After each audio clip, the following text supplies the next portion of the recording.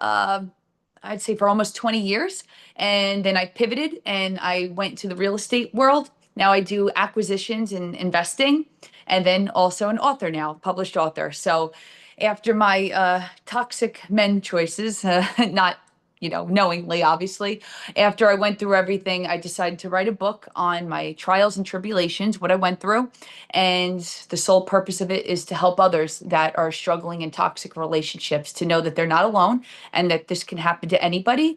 And if they are on the same level of going through what I did, that they can resonate with it and hopefully gain some clarity and gain the strength to leave.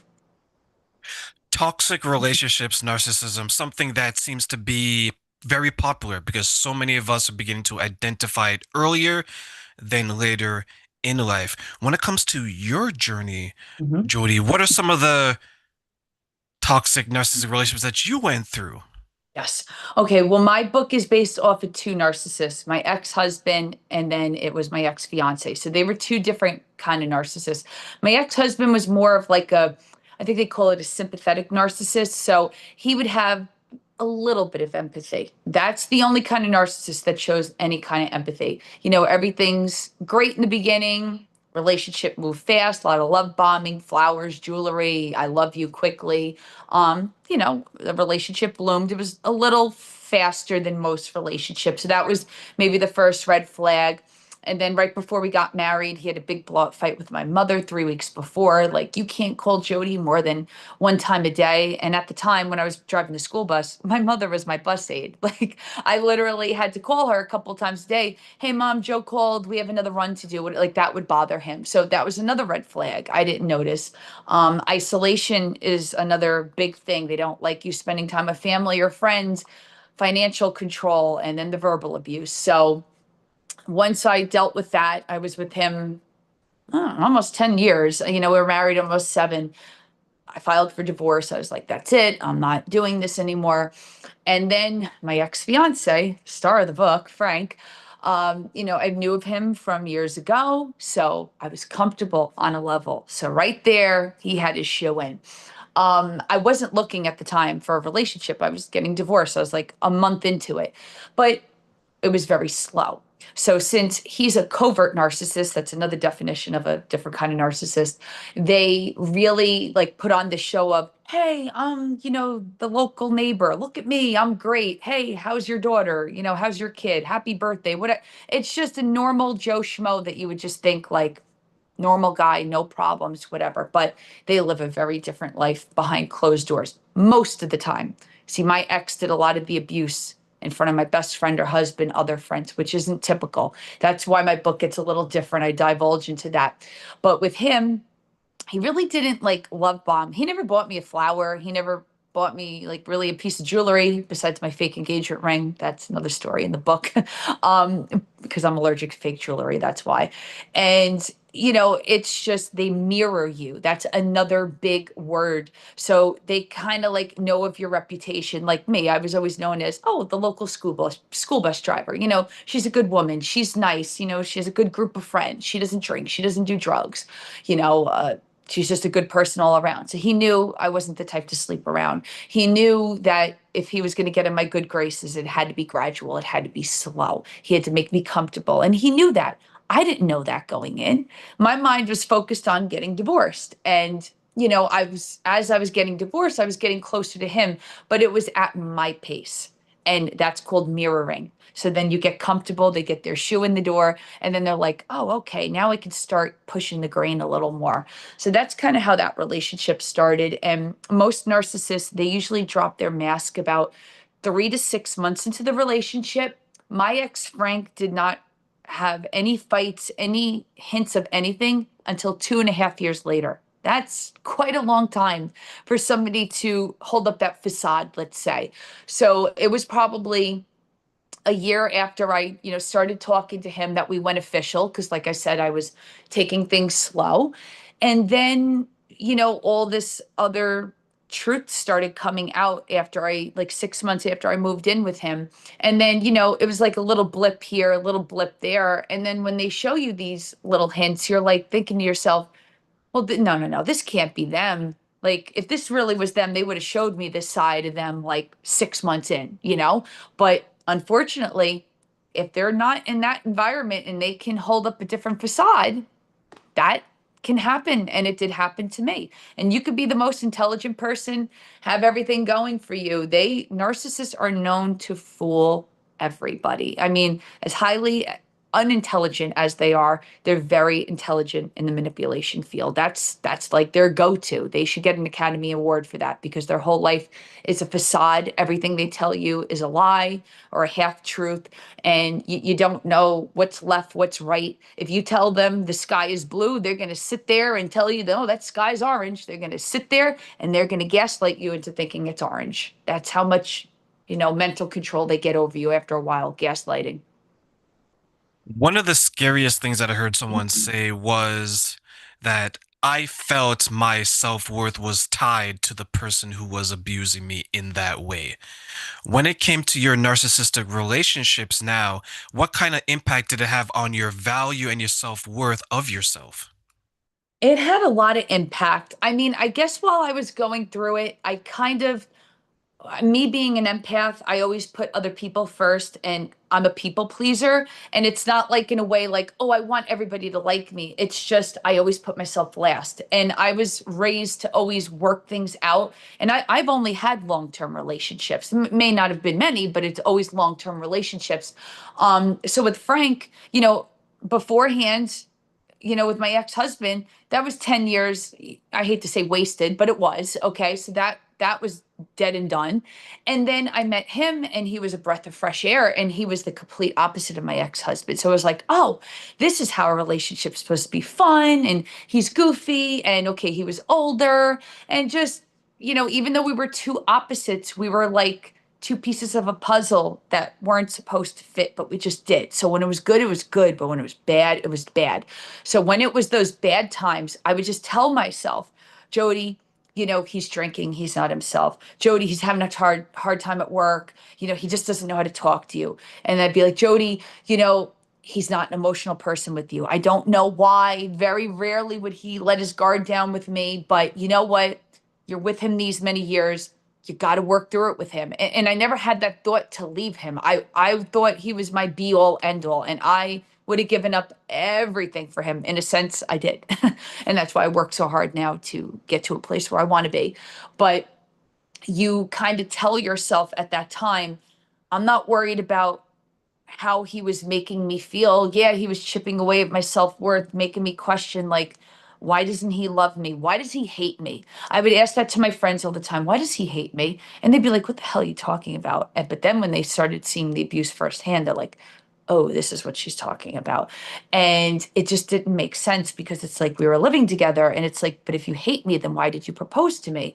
And it's like, nothing added up. And that's one thing. Nothing will ever add up with the narcissist. It's never going to. Things you're going to question from 10 years ago, it's never going to make sense. You just got to make peace with yourself and just say, everything was a lie. And you just got to wipe the slate clean and just say, start over again. But certainly when I was with him, I was more in that fight or flight mode. That's another big terminology we use. It's basically when you get chemically addicted, trauma bonding, the other word, to your abuser. And yes, you could be deeply in love with them, but you're also trauma bonded. So you're basically chemically addicted to the highs and lows that they give you. So, say, for instance, when he would yell at me, you're a fucking bitch, you're a fucking whore, get away from me, I would be so pent up, which I already had anxiety from my ex-husband, but then the ex-fiance made it skyrocket 100 times more. And I would be like, oh my God, okay, I know he's wrong, but I don't want to get him mad. Maybe I should offer to go get us pizza or something. Like, just get him away from the roulette table. Like, because he thinks it's my fault that he lost and he's blown through his paycheck. Like, let's try to diffuse the situation. And then I'd be like, oh my gosh, oh my gosh, oh my gosh. And it would be like a panic situation. And then when I would pull, just say for one instance, I pulled him away from the roulette wheel when he was blowing like 10,000 in one night, which he had no business blowing. Um, I pulled him away. Let's go get pizza. Ah, fucking bitch. I didn't say anything. Just pulled him away, got pizza, we ate, and we went to bed. And then I was like, then the dopamine hit me. And I didn't realize that's what was going on, but I needed that hit from him. See, I've never drank. I've never done drugs, so I don't know what it's like to be addicted or have a substance abuse problem. And I'm not shaming anybody who does those types of things. I just truly did not understand what was going on in my brain, in my relationship at the time. You feel like you're losing yourself. You feel like you're losing your mind, and you know that you're not doing anything wrong. And I want to point out that nobody's perfect. I'm not either. But I knew that I wasn't doing anything wrong. I was literally standing at the roulette wheel. He was losing, and he come over, look at me. Fucking bitch, it's your fault. Grab my shirt. And I didn't say anything. I froze. I froze. And I got a Jersey mouth. I'll mouth off. Now I will. But because now I have boundaries and I'm the nicest person ever, just don't do that flip side on me. But back then, scared of him. Yeah, I was. I was. Then I started getting mouthy towards the end. But I don't believe in fighting and confrontation. I don't like doing that. That's not how I was raised. But, when you're up against the wall, you got to protect yourself. But back then, I was so scared of his temper, and I didn't know what he was going to do. I just shut up because I figured if I didn't say anything, he couldn't be mad at me. No, no, it was still my fault no matter what. So you just have to realize when you're in these types of situations that it's not your fault and nothing you can do is going to make it better.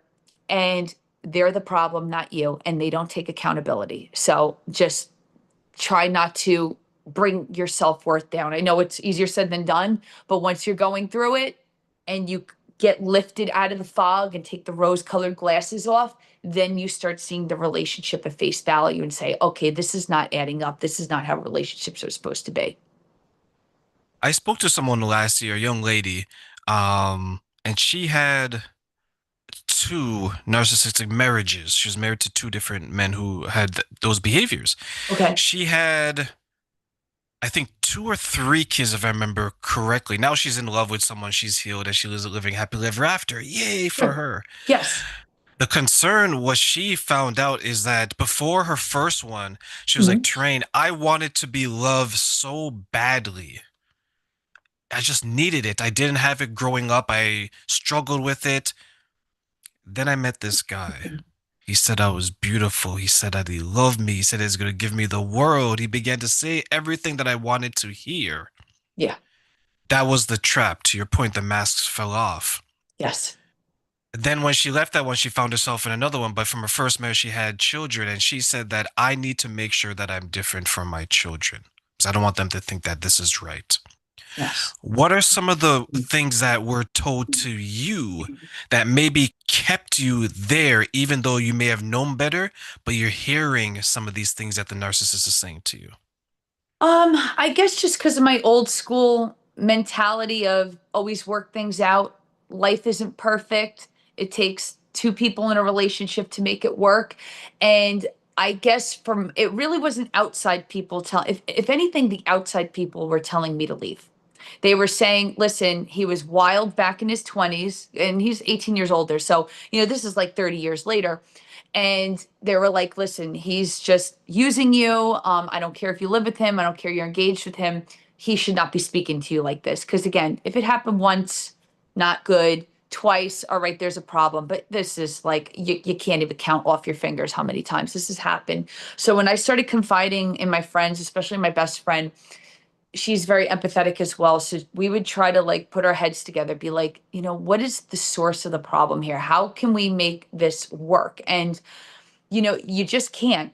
And I guess I just was holding on to a relationship that was destined to be a dead end from the beginning because he was never in it to win it with me. I found out after the book came out, a slew of women contacted me and he was cheating on me since day one. I had no idea. I mean, especially in the beginning, and then after we moved in with each other, this man was attached to my hip. I mean, we did everything together. We were away in Atlantic City every weekend together. I mean, he would take my phone and post on Facebook for me. Like, I didn't care because I had nothing to hide. So he led this whole other double life behind me. And a lot of this unfortunately happens that you think, oh, I live with them, I'm engaged with them, they're with me all the time. No, they know how to live a double life and they do. So I guess it was just my mentality of I wouldn't allow myself to accept that this bad behavior he was showing me was the real him. I just kept thinking he's rejecting my love because he's never truly been loved the way he deserved. That's what I thought, that nobody truly loved him for him. And I would try to reiterate that and tell him that because he was a tough guy to love. Let me tell you, he was the most stubborn man I've ever met in my life. But I fully loved him full heartedly, and he knew that. So for doing what he did just blows my mind. But it is what it is. And then on top of that, I kept believing, and I think this is what a lot of women do too. I mean, men go through this as well. I kept believing and hoping in potential that he never had in the first place. Hope is the number one thing that keeps a lot of these women locked in these relationships because you either keep going back and forth to the beginning when it was so good, or like when you had an intimate moment, or like, oh my God, remember when he finally proposed and we waited 7 years for this moment? It's you just want, your mind always wants to go back to the safety, go back to the good times, the playful times. Your mind doesn't want to keep going back to the hurt and the trauma. They're like, no, no, he had a bad day. No, no, they were assholes to him at work today. Like he's taking it out on you. You have to teach him not to do this to you. But then your mentality has to switch to, I'm not his mother. Like you shouldn't have to teach a grown man how to treat a woman. So again, once you're out of it, like what I did, then I had to basically rewire my brain. Because when I left him, I didn't want to leave him. I had to leave him. I left him one time because I thought it was an emotional affair, blocked him. He reached out to my best friend Peggy. I went back. I went against my own self constructed rules of going back a second time. He said he wanted to fix things. He blatantly hadn't had an affair with a 71-year-old married woman. He went to the senior citizen center and picked her up. Okay. And he was doing it blatantly in Atlantic City, a place that we went to every weekend in front of my friends, everybody we knew. So he was basically making a mockery out of me, which I did not appreciate. Not that I really care about people's opinions of me, but it's like, how can you do that? Like, you know what I mean? Like it just blew my mind. So once I found out about that, I blocked him. That was dead as a doornail. It was done. So when they disrespect you in that kind of way, and then you step out of it and you're like, okay, now I have to really start respecting myself because this person clearly never respected me. They could have acted it, but truly they didn't. You really see things from a different perspective when you're out as to when you're in the midst of the fire, for sure. You mentioned his bad behaviors. Did you think you had to fix him? Yes.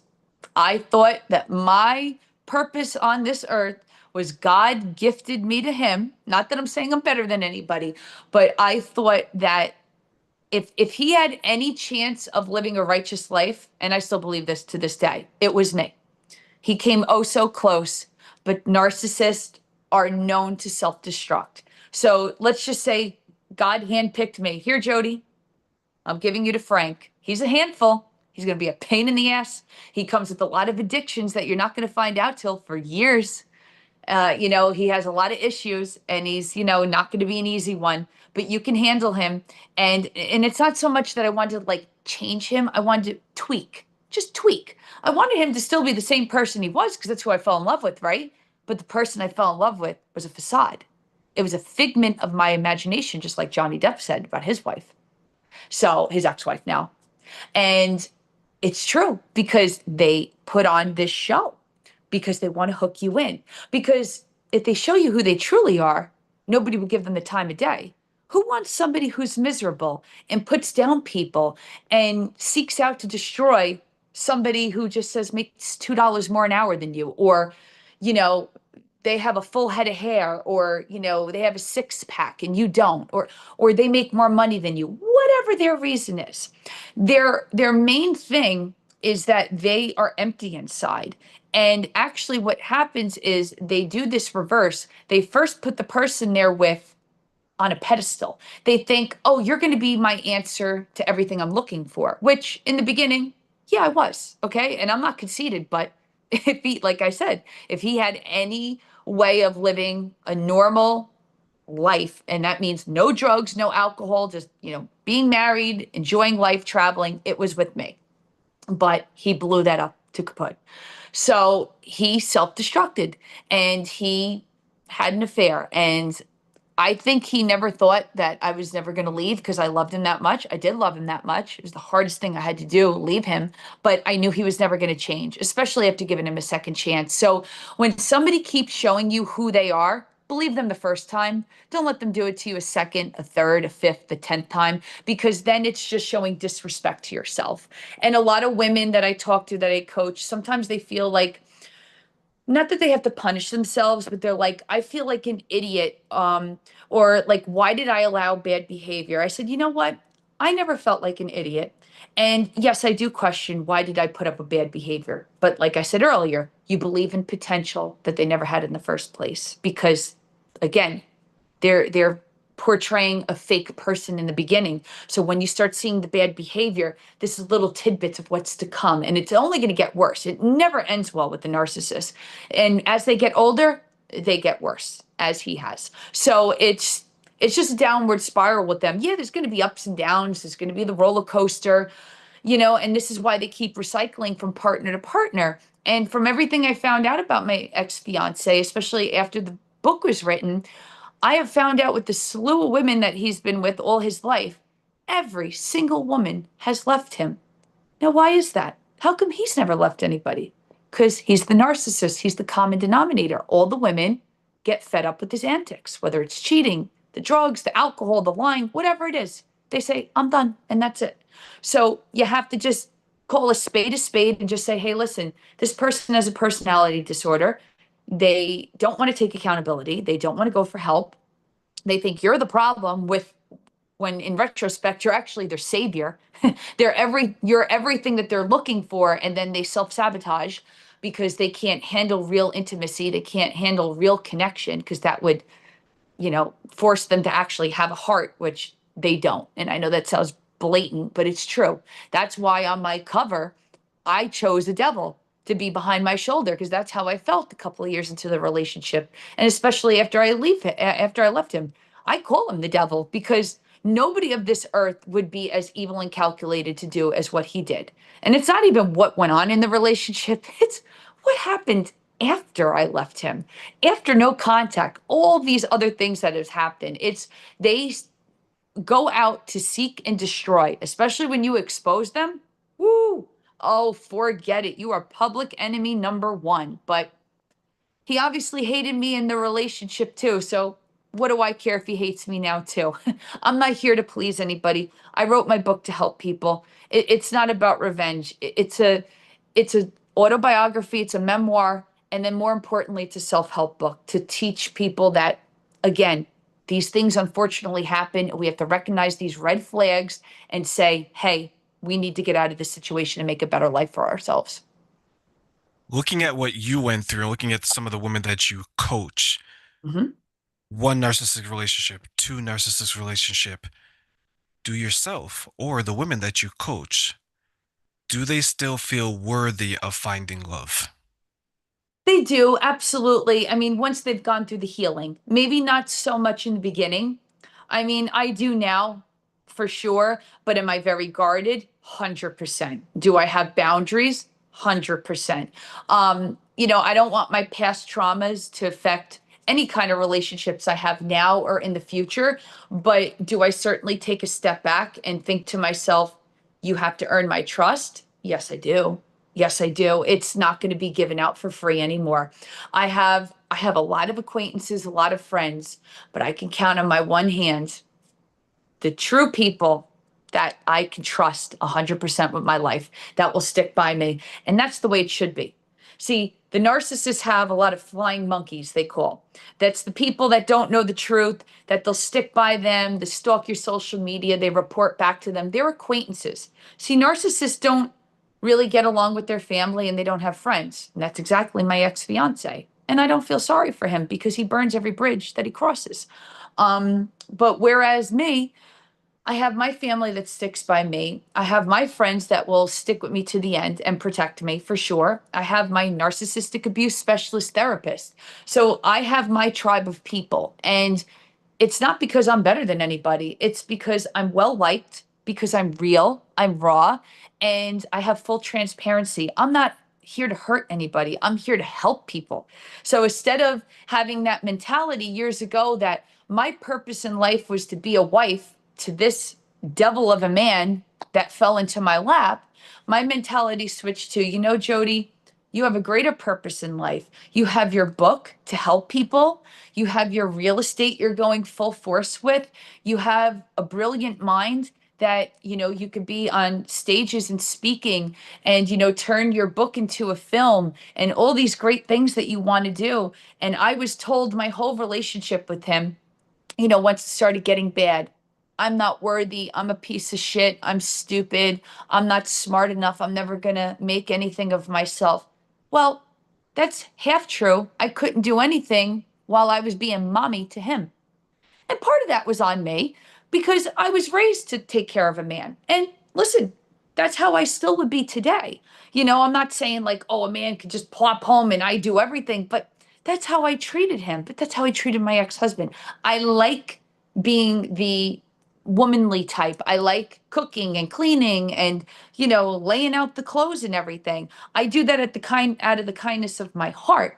But he would make fun of me. Why are you doing a load of laundry every day? Well, what do you care? It's clean laundry. You come home with dirty work clothes. Like I'd have to explain myself over the most stupid things. And it's like now I just beat to my own drum. Look, I'm doing a podcast 9:30 at night. Like this is what I want to do. I want to help others. I mean, kudos to the women who have good men and have providers and that they appreciate them and vice versa, men with women. But unfortunately, I just never had that in the past with men. They always took advantage of my kindness and they just always put me down. And instead of just forging together with me and building an empire, they just wanted to completely destroy or try to destroy whatever was in my life and then leave me with nothing. But ever since I left him, I mean, yes, I tell all my clients, most likely you're going to hit rock bottom at some point, like I did. And I said it in the book too. When I left him a second time, I have PCOS, so I have a couple medical conditions like invisible illnesses, cysts on the ovaries, chronic daily headache with migraine, back issues, everything. They always told me it'd be hard to get pregnant. I've been on the pill forever, whatever. The last time I was with him, 2 weeks later, I found out about the affair, blocked him. 3 days later, I found out I was actively having a miscarriage. Okay. So you talk about rock bottom, leaving somebody that you thought was the love of your life, blocking them, never talking to them again, and then going through a miscarriage alone. Well, there was a note left at his house, but he didn't acknowledge it. He didn't even reach out to my friends to say, is Jodi okay? And that was the most eye-opening thing for me because I was like, wow, I was with you almost 9 years. You knew it was so hard for me to ever have children, and this happened, and you can't even just check to see if I'm okay with friends. Like, talk about low down dirty dog. I'm like, wow, okay, no problem. Watch me now. So I healed from that, physically. And then I started the mental part healing. I got a narcissistic abuse therapist, a specialist, and I started doing self-healing and just, rebuilding. And it took a lot. And I mean, I'm pretty much at my utmost healing. Is there always room for improvement? Of course. But I mean, talk about life changes. I mean, I had to start over again at, 40 years old, basically. And, I moved 6 times in 2 years, just figuring out where I want to go and what I want to do. I'm back in Bergen County. This is where I'm born and bred. This is where I have all my business stuff. This is where I'm meant to be. I'm in my new apartment now for almost 2 months. I'm happy here. I'm good. I'm far enough away from my ex, because I don't ever want to run into him, but I'm focused. I'm focused on what I have to do. My book, my podcast, my speaking engagements. I just got picked for this International Impact Book Award. They only pick 100 people, and it's going to be in Hollywood. Yeah, in October. So I'm looking really forward to that. So can't wait to go shopping with all the bling on the dress. So, so I'm looking forward to that. And like I said before, I'm actively looking to turn my book into a film. I already made a book trailer and I've gotten a lot of awards with it so far. So, things are certainly moving and shaking along. But one thing about me, I've always had like that fire up my ass to keep going, going, going. I am a doer. I wrote my book in a month. Okay. And I'll be honest, I never paid attention in school. I really couldn't stand it. I was a band geek. I was there for band and choir. And I went in the portal and I went away and just did it. And proofread, editing, it was out by December of 24. So it's been out almost a year and a half, but it's doing well. I get a lot of 5-star reviews. I get a lot of women writing to me. And like I said, I'm just trying to make a difference in this world and just help people get out of these situations because there's more to life than being miserable in a narcissistic relationship. And I tell women it's okay to still love that person when you leave them because that was the case for me. You just got to rip that band-aid off and you just got to hit that block number and just never do it again. I speak to a lot of women from a coaching's perspective. They're older in age. So let's say they're 50 and older. Hmm. And one of them, she shared that she had a narcissistic relationship, but afterwards she felt like so much was taken from her that she couldn't love again. And the reason why she couldn't love again is everywhere she went, she saw behaviors and reminders of her ex-partner. When you finally leave, when women finally leave, when men finally leave, when the people that you work with, when they come to you and they say that I've left, it's day one, it's week two, it's week 10. How can we help them to overcome seeing reminders of their abusive relationship in their day-to-day lives? Absolutely. That's kind of a tough one. I mean, everybody is different. I mean, I guess it all starts with healing within, do your inner work, whether it's with a therapist or just, reading self-help books. If you go on TikTok, Narc Talk, Narctok, there'll be like hundreds of thousands of videos of women who are like, hey, I'm having a low moment right now. Please, somebody write to me so I don't contact my ex. Whatever works for you. Once you heal somewhat, and then you start to think to go into the dating world again, or even just looking at men a different way, you are going to have those reminders because I certainly do. Okay. You look at the red flags, but you have to maybe, what I do is instead of comparing your ex to like maybe how they were as a person or maybe physical characteristics or how they talk, maybe it could be like just red flags, getting to know somebody, see how maybe if they react how your ex would, or see if they would be love bombing you, just see how they are as a person in general. There's like little like escapes you can kind of do. You can kind of scale yourself back and then just maybe take it day by day. Don't be so harsh and maybe just like scan the room and be like, oh my God, they have 7 of those characteristics. They have 4. Just kind of take a step back and just slowly get to know somebody. And if you see one red flag, maybe question it, think, and then maybe go to a second one and then reflect. That's what I would say would probably be the best thing to do. So if you go on that first date and he says that I want to marry you, you're beautiful, we're gonna have 10 kids, we run. Certainly, yeah. I would say that's a no-go. Sometimes it's not that obvious, but sometimes it is, and sometimes we ignore the red flags, like you mentioned, right? What do you think are some of the obstacles that's preventing us from seeing, in general, these red flags? Well, I think in today's society, from what I've seen oh so long ago, and now from what I hear from my girlfriends and friends and whatnot, I think it's just such a crappy dating pool nowadays because there's so much stupidness going on with like this 50-50 mentality. And what do you bring to the table? Like, it's not about getting to know the person, it's so transactional now.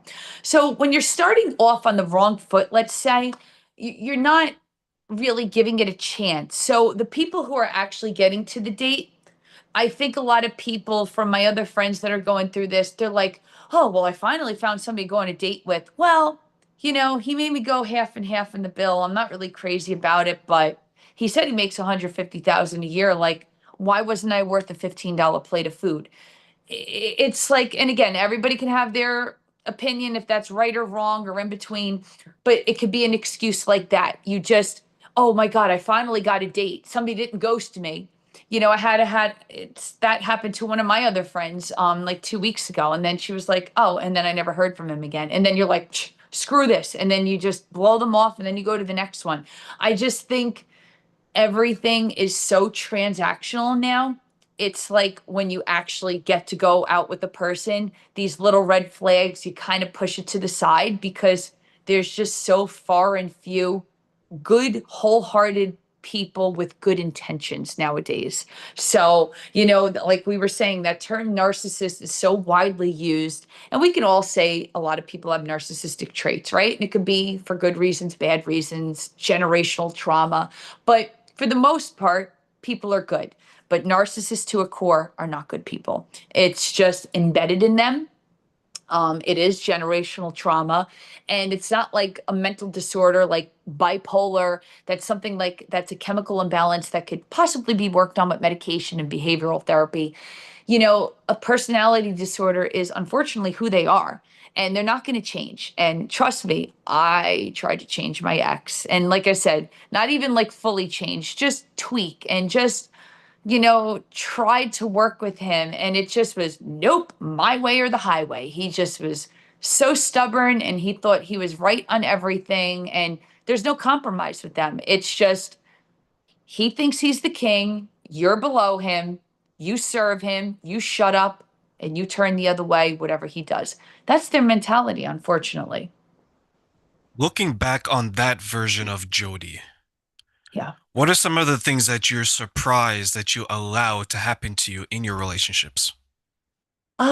I think I'm just surprised I allowed him to treat me so poorly for as long as he did. But I try to give myself grace. I don't get angry with myself because I look on it on my side of the coin. I was in it for good intentions. I truly loved him with my heart, soul, everything. Okay. And he knew that. And he played on that. See, that's the thing. So when you are emotional and vulnerable with the narcissist, oh boy, do they take that and twist it and they use it on you. Instead of just saying, wow, this person loves me with all my flaws. And we all have flaws, okay? But a narcissist has deep rooted flaws. Something that if you're going to get involved with them, you're in for a very hard life, okay? And they kind of know that on some level. And the way he would speak to me, I would cry in front of him. And then he would scream at me more. You're embarrassing me in public. Well, I'm sorry. I'm an emotional person. You just called me a cunt and a whore and a slut and a bitch just because I asked you, did you want pancakes for breakfast at the diner? Ridiculous. So when he would talk to me like that, I just would make excuses for him. Like he's going through something, or he was very nasty to me to a trip in Aruba a month after his father died. And I know he was very close to his father, and I was too. But again, that's no excuse to talk to somebody like that. I mean, he made such a scene at the restaurant. I had a full-on panic attack, crying hysterical. And he was so nasty to me. I took a little stance and I told him, Frank, if this was your island with your dad, which I understand, and I know we booked this trip before he died, if you want to mourn the loss of your dad here, I'm completely okay with going home and just letting you be. Okay. So I can change my flight right now and go home. You fucking bitch, you whore. Just like the exorcist. I mean, completely nuts. And he made me hyperventilate and panic so much. I cried hysterically at the restaurant. And it's like, this is a place where he goes to every year at the timeshare, and they all knew me very well as his fiance. And I'm crying hysterical and I'm looking down because I don't want to cry in front of the waiter and make him look bad, even though he was abusing me. You see how they do this to your mind?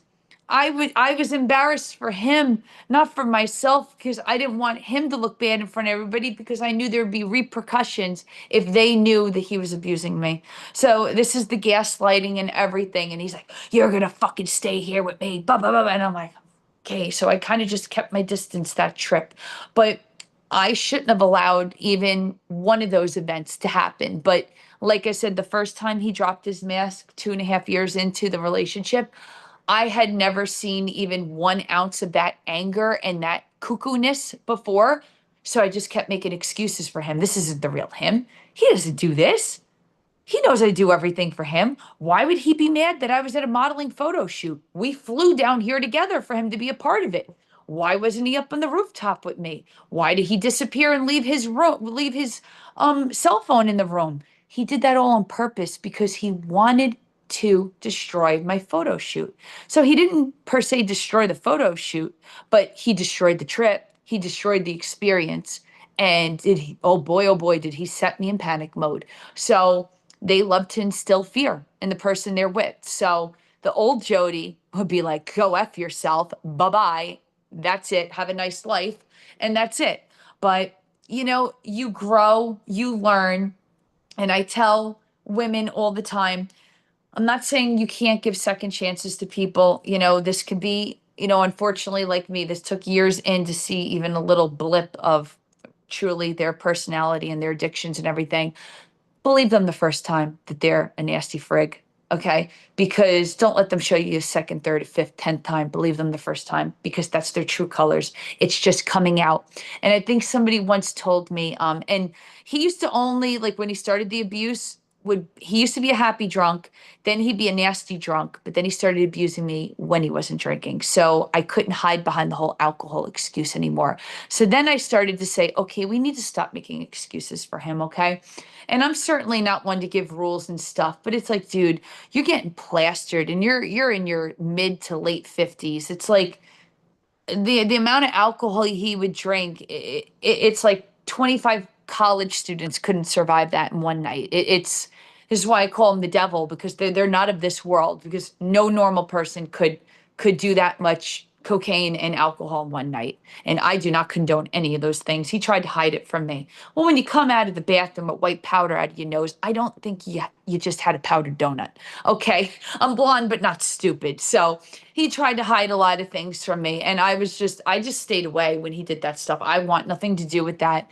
And it just turned out to be this snowball of just this craziness. And it's like, after a while, he did things on purpose to aggravate me because it felt like he just hated me. It's like the more I loved him, the more he hated me.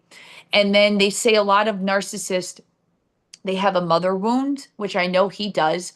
And it's very strange because, he has a lot of traits of his father. Okay. I loved his father, he's a great guy. But I think he had a lot of learned behavior from him, let's just say. His mother is a lovely woman. He had a falling out with his mother when he was with his ex-girlfriend before me. He took her side over his mother. Very wrong of him, but whatever. She's lovely. I met her a couple of times. But here we go with the isolation. When I was with him, he wouldn't let me have a relationship with her because he hated her. And I'm like, but that's supposed to be my mother-in-law one day. Why do you want to take that away from me? I want a family, like we weren't having kids. He's old as dirt. I couldn't have kids. Well, that's what they told me. And then I had the miscarriage. But you know what I'm saying? Like, I just wanted a family unit. Like, hey, let's invite my parents over and your mom over and your sister over for like Easter dinner because that's what normal people do, right? I love to cook. But no, we couldn't do that because he'd always talk trash about his sister, which I was very good friends with.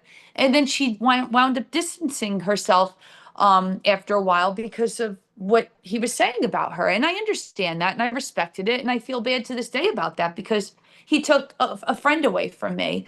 I mean, I'm sure if I ran into her now, I mean, we would get along, of course.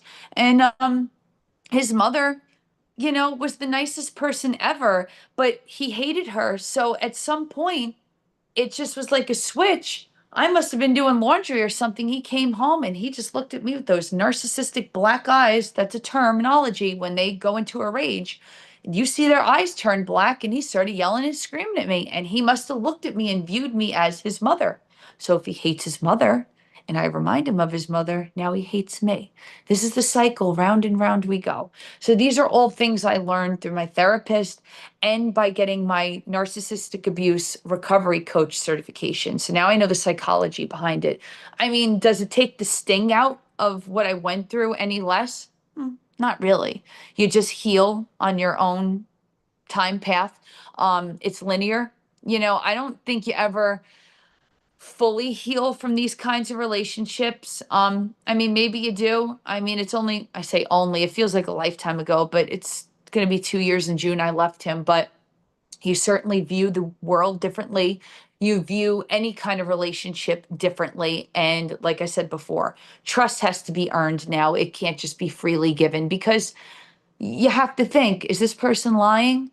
Is this person truthful? Are they really going to call? Are they in it for good intentions? Whether it's a coworker, a friend, a family member, it could be anybody, but it's mostly with significant others. This is, where the biggest problem stems from.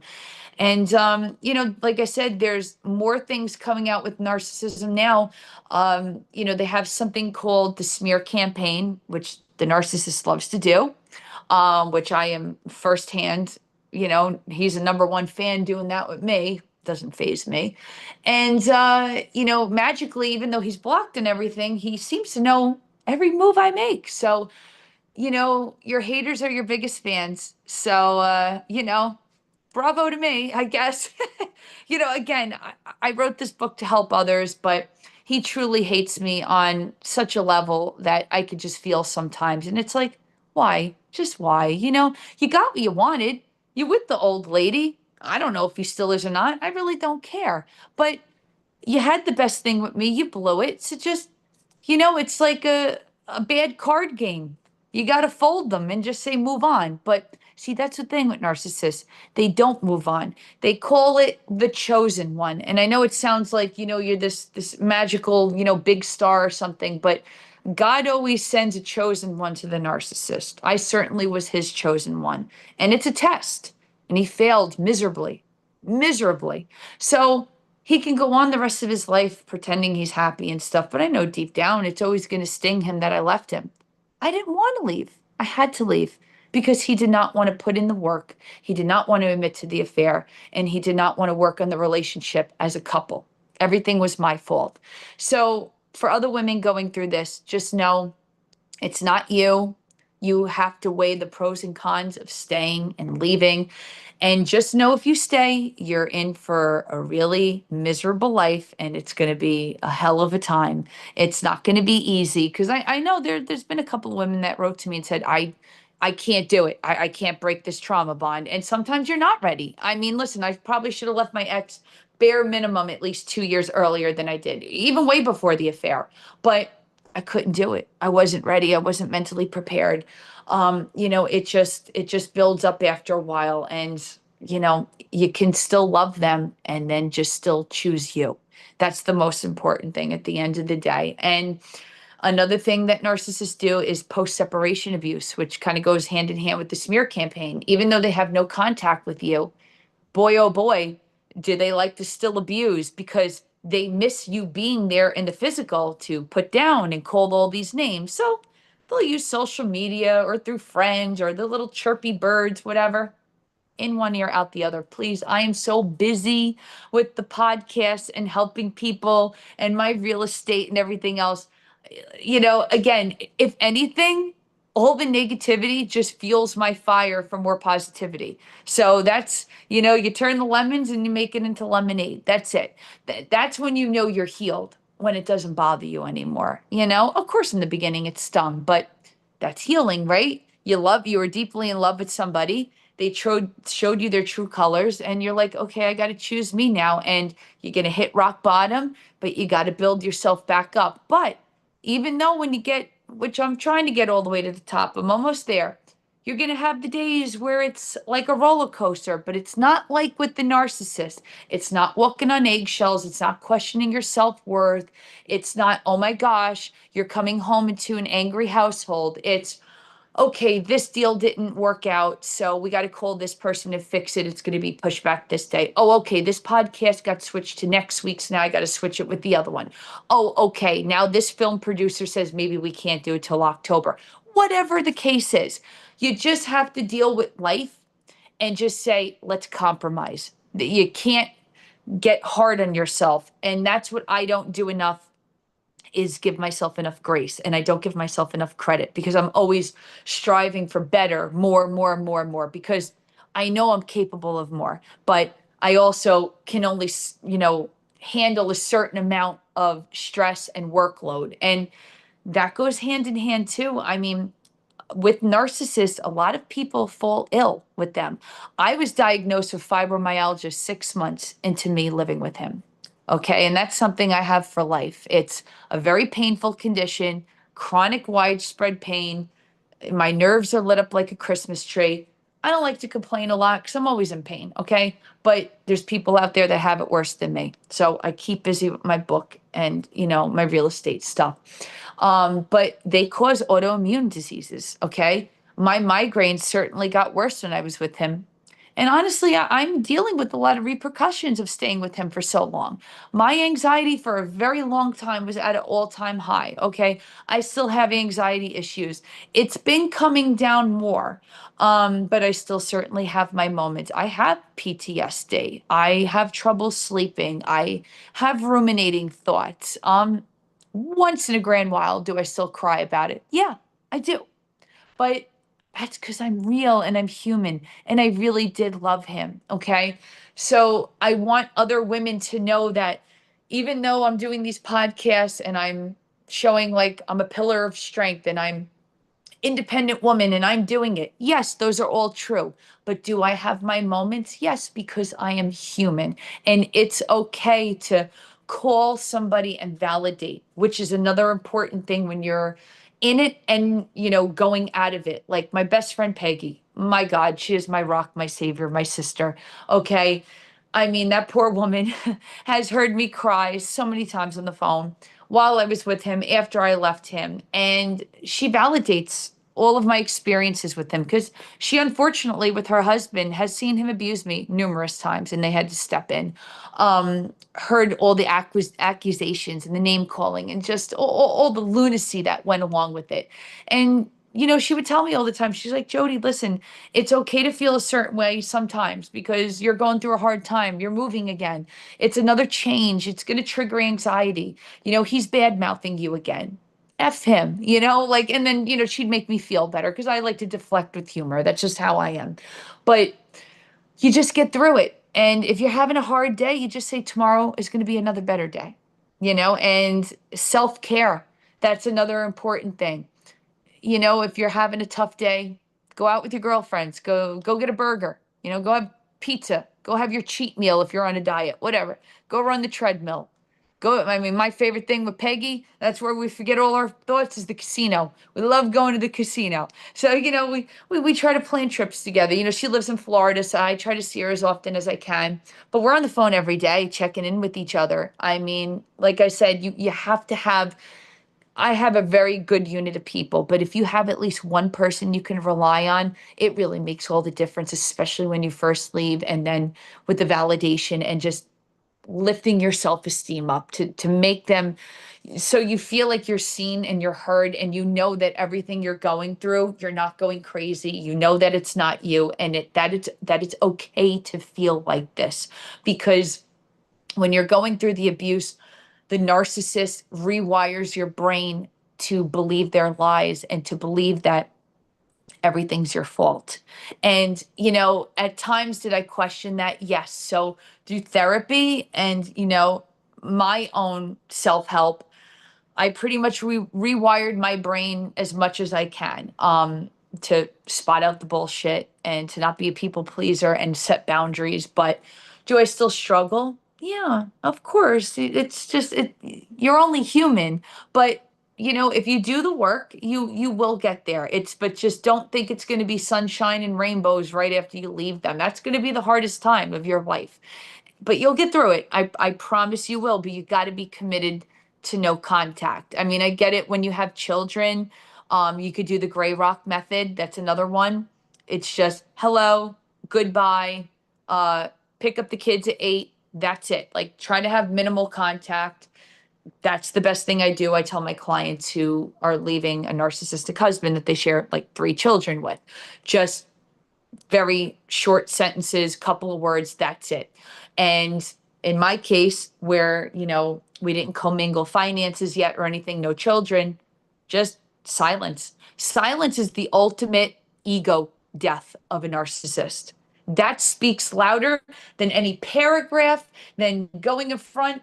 the White House and screaming, "You're a narcissist," whatever. They don't care about that. The silence is what kills them because they thrive on chaos and they want to get under your skin and they really want to hurt you, which is kind of sick and twisted. But again, I don't feel bad for a narcissist because they are fully aware of what they're doing. I let all my clients know that. I said, don't make excuses for them and think that, oh, because it's a personality disorder or they're drinking, that like they didn't know. No, they fully know what they're doing. They're testing your boundaries every time, more, more, more, and more to see how much you're going to put up with. And that's exactly what my ex did towards the end. He wanted to see if he could have his cake and eat it too, have me move back in the home and have his little old lady on the side. And that wasn't going to happen. That's not how I was raised. I don't want that kind of relationship. So you got to know what your limits are, what you're going to put up with, what you're not going to put up with. Put a stop to it and put yourself first. For many women, the day that they find out or that they realize that they want to leave, Yes. they've played that out in their mind numerous times before it actually happens. Mm-hmm. For the women out there who want to take that step outside of the door Mm-hmm. and don't come back, how can they find the courage to do so? Okay. I would say the first thing is mindset. Mind over matter is the most important thing. If it's something that you can't do like right away, like, oh, I'm going to leave him tomorrow, say you need at least a month, get your mind ready to just, and I don't want to like lead it on to say like pretend to play house with them, like say if you're living with them or, married, just keep the peace at home, get your mind ready and set to get emotionally detached from them. Because to be honest, I was emotionally detaching from him for the last 2 years before I left him. That's what made it a little easier. Of course, it's not like a button. Hey, Jodi, let's like, start to not love him every day or resent him.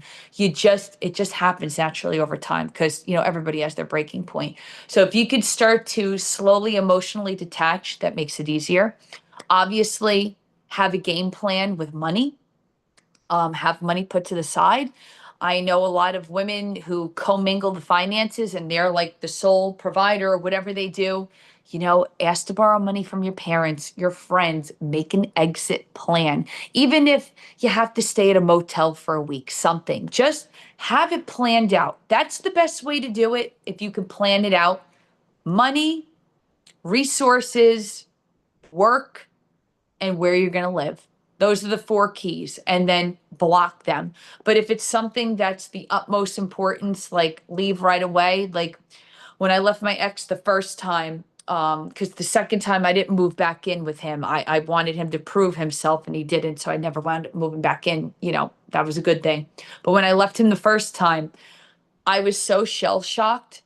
I actually found out the night before with the text messages. I wasn't ready. I was mentally preparing myself. He went out and did one of his construction jobs that night. I called my best friend Peggy, hysterically crying. My hands were shaking, reading the messages. And I said, I'm going to call him at work tomorrow at breakfast and let him know. I said, because I am scared if I do it in person, what's going to happen? Because I knew of his explosive anger. Um, and to be honest, he was turning me into somebody I didn't recognize with anger issues. And I don't suffer with anger issues. But I got that Gemini personality, which isn't bad. I'm the nicest person on earth, but don't flip that other coin because it's not going to be good. And he flipped that coin all right, but I held it in for one night. And I called him and I accused him and he denied the affair.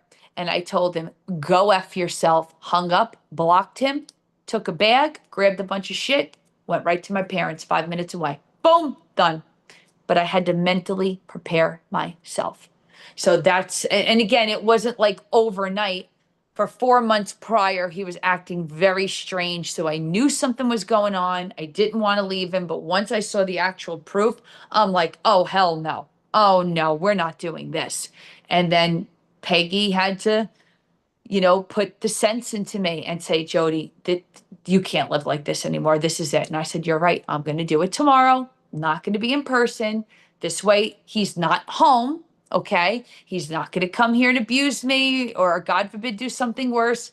Grab the bag, get out. That's it. And that's what I did. And I think that's the best way to do it. If you just pull the rug from right underneath them, leave quietly. Even if it's a woman that wants to leave tomorrow, even a month from now, don't have the blowout fight. Leave a note. Leave. Just say, I want a divorce. I'm leaving you. Block them. You don't have to have that big blowout fight. I had it the first time with them on that phone call. It didn't do anything because all they do is lie. They want you to keep explaining yourselves. It's not worth it at the end. Just get out for yourselves. That's the best thing to do. I remember speaking to someone where she left and she came back a couple of times and then she left for good. And she had someone like you. She had a plan. It was actually someone of the opposite sex, Okay. but it was a friend of hers, and it was someone that made her feel safe. There wasn't any romantic relationships, and she continued to lead her life. She shared that one of the hardest things that she had to deal with, which was unexpected, was the social circles. She started to lose friends. People started to pull away because that mask may have fallen for her, but it didn't fall for those around her. For the women and the men, let's say, Mhm. who do leave, but now their friends are no longer their friends, their circles no longer their circles, how can we help to coach them in general to handle the changes in how people are going to perceive them?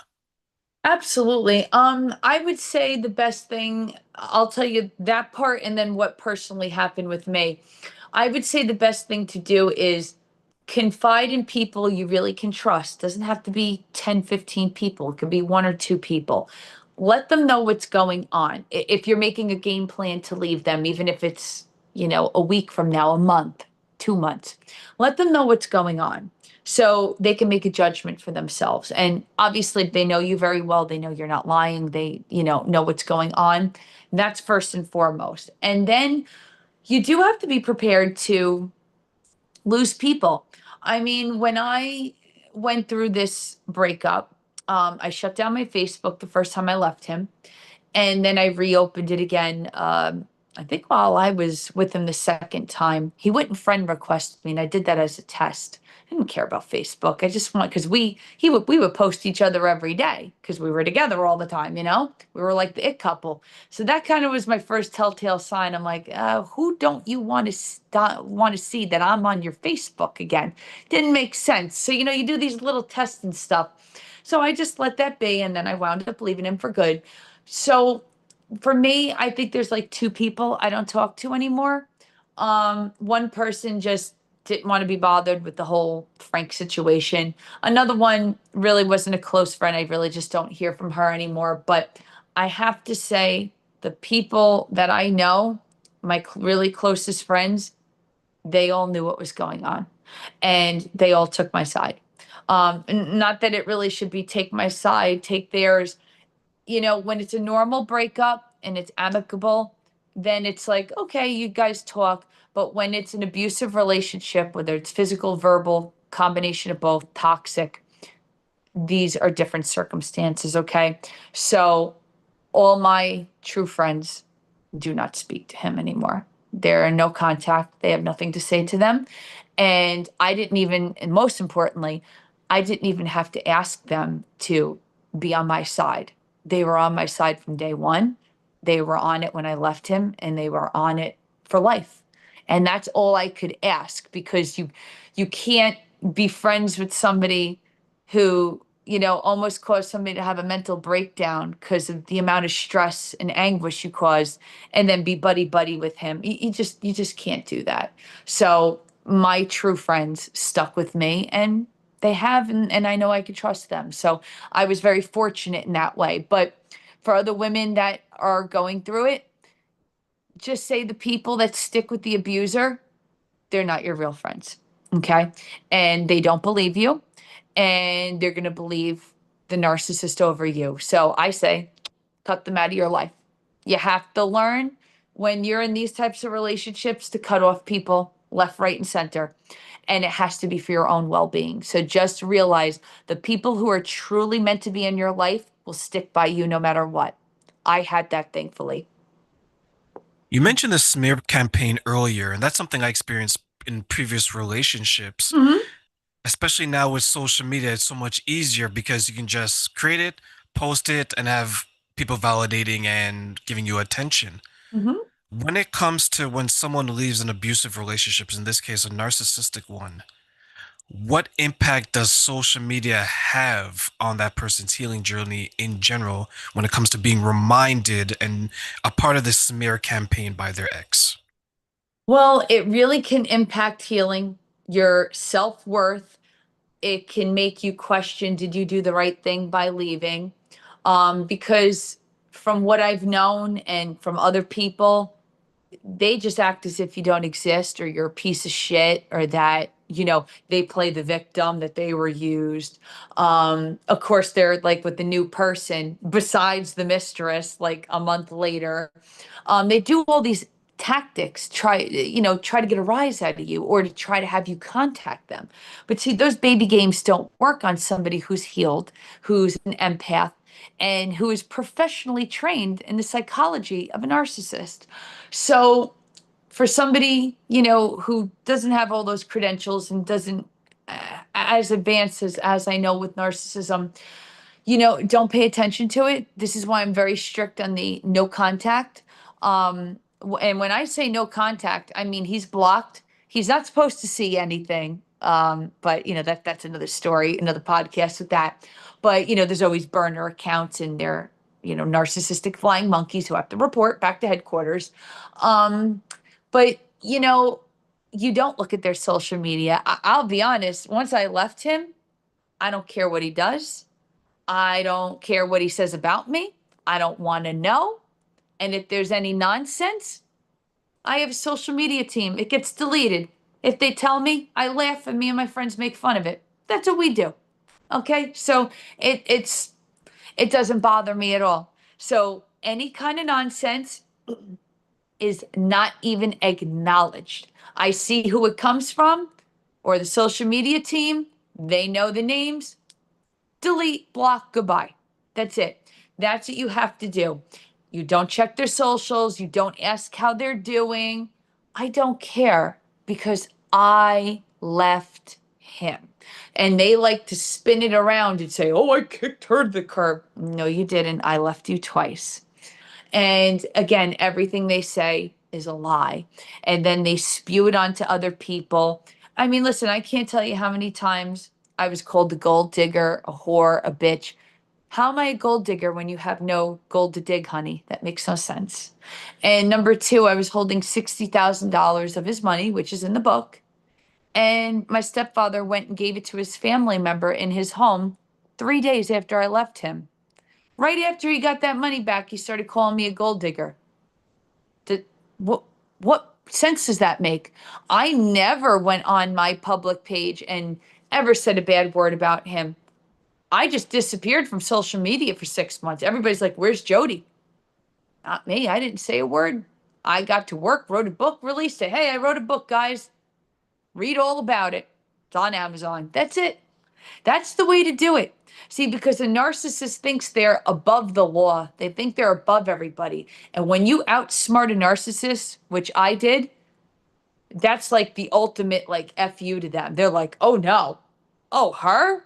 Because in his mind, he thinks she was just a loser school bus driver. She needed me. Or his famous line, I gave her the life of Riley. The life of Riley. I didn't even know what that saying meant, but he's so friggin' old. I had to ask my mom what that meant, So it's just complete and utter nonsense. And it's like, how did you give me the life for Riley? I paid rent, I paid the cable, the groceries, half of the vacations. I mean, I contributed to everything I possibly could, bought you gifts when you didn't even make me a handmade card for Valentine's Day. I put up with your abuse. I mean, I took care of you. I took care of your IRS problems, your business. It's like, dude, you needed me more than I ever needed you, but I wanted to be a team. But there's no team in Narcissist. It's only I. And that's all they care about. So once you come to realize that you're just basically a tool and they use you for financial stability, whatever you could do for them on the business aspect, bills, that's all they care about at the end of the day. And then they want to preserve their image. It's all about their reputation at the end of the day. but they tell on themselves. See, that's the paradox, because they'll make fun of themselves because of, whatever, with the book or anything. And then they start, like I said, the smear campaign again, the post-separation abuse. It's just utterly ridiculous. I mean, you're talking about 2 years after I left him, and it's just still stuff I have to deal with. Don't bother me none. Just another day. Delete, goodbye, move on to the next. I got more important things to do, to be somebody's punching bag again. Joe, let me ask you one final question before I let Yep, you go. And I sure. want to give you three wishes for this question. Okay. What are three things you want people to know about not being bothered by those who report back to the narcissist, and why? I think the most important thing to know is, if you want to get any kind of self gratification or happiness about it, when they are smearing you and getting information on you, it's because you're getting under their skin. You still bother them. So, in a way, you accomplished something. You left a forever mark on them. Not that you wanted to do it intentionally, but since they put you through hell, well, they should have some consequences, right? So kind of use that as fuel to say, you know what?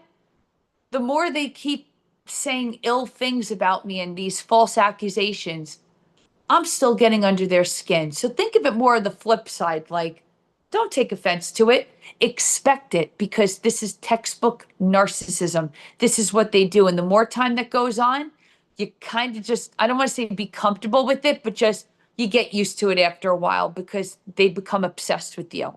That's their topic of obsession. So just kind of get used to it and get thick skin over